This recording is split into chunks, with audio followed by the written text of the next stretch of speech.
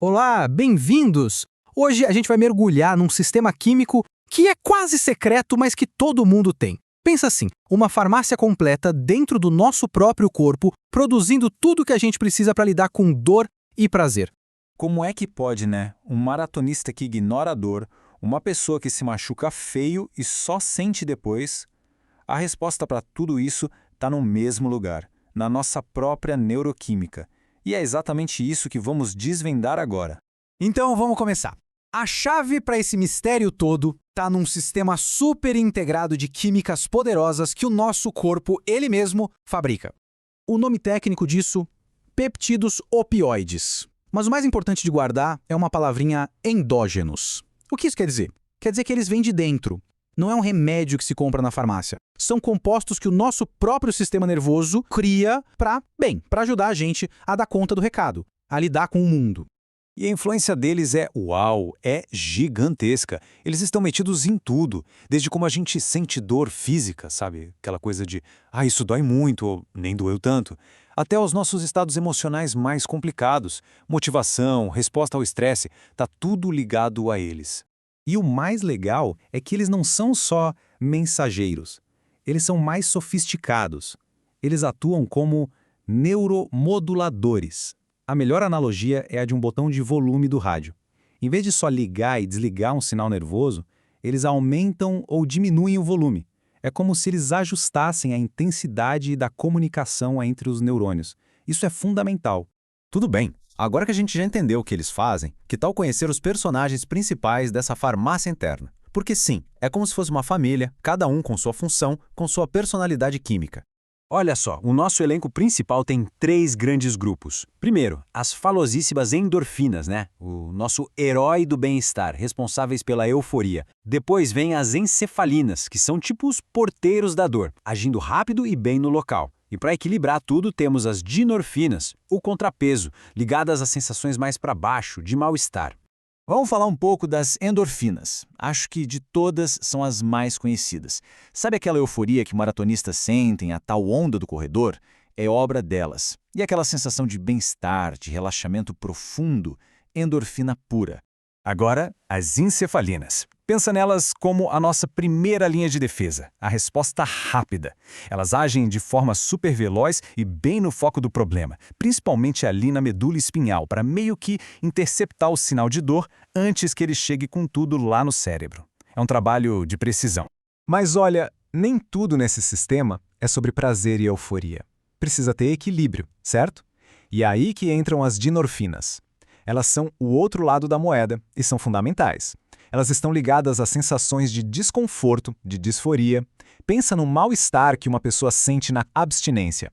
É o sistema de dinorfinas agindo como um freio, um contrapeso para tudo. Ok, já sabemos quem são eles, mas como é que eles fazem isso? Como, na prática, eles conseguem bloquear a dor? Existe uma teoria muito boa, lá dos anos 60, que ajuda a gente a visualizar esse processo de um jeito bem claro. Chama-se Teoria do Portão da Dor. A ideia é genial de tão simples. Imagina que existe um tipo de portão neurológico na nossa medula espinhal.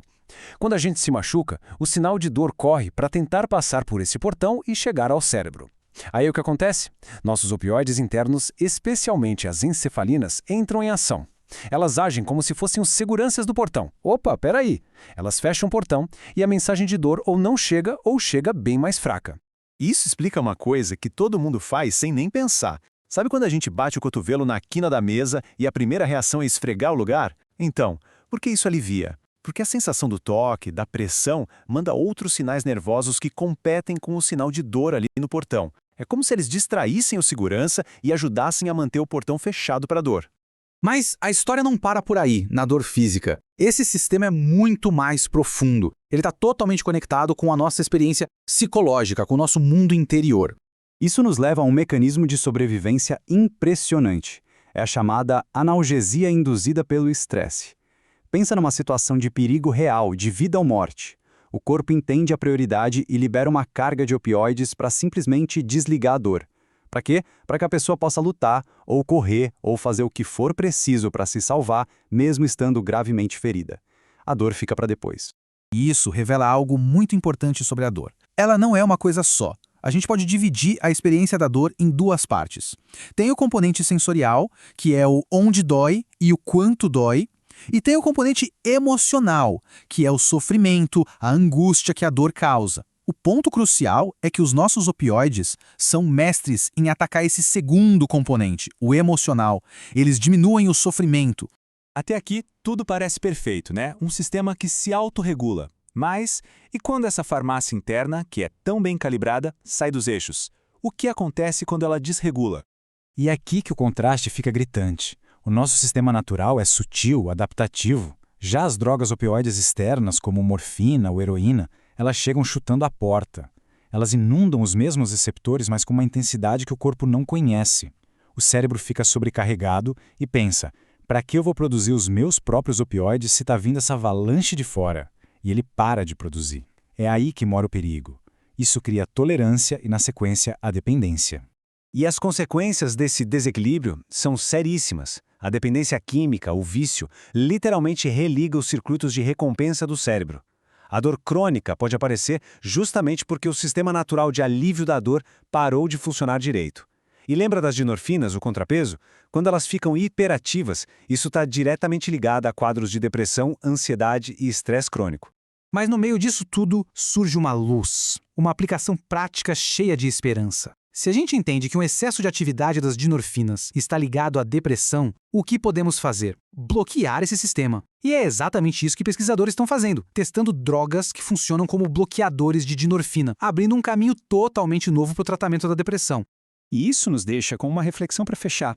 Será que o futuro do tratamento para condições tão desafiadoras como a dor crônica e os transtornos de humor, será que esse futuro não está tanto em inventar drogas novas do zero, mas sim em aprender a sutil arte de modular, de reequilibrar essa farmácia incrível que já existe dentro de todos nós?